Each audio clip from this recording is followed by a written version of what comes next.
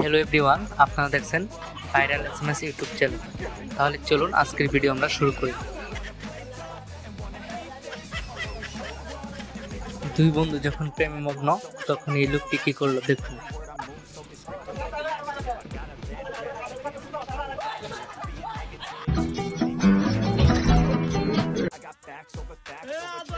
শালা শালি বেশি, কিন্তু শ্বশুর বাড়িতে মিষ্টি না নিয়ে গেলে কি হয় তার অবস্থা দেখুন।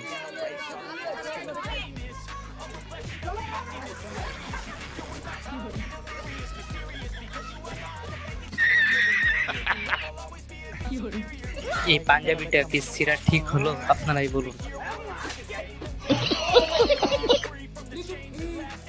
এতগুলা মানুষের সামনে লাথি দেওয়া ঠিক হয়েছে? আপনারাই বলুন তো।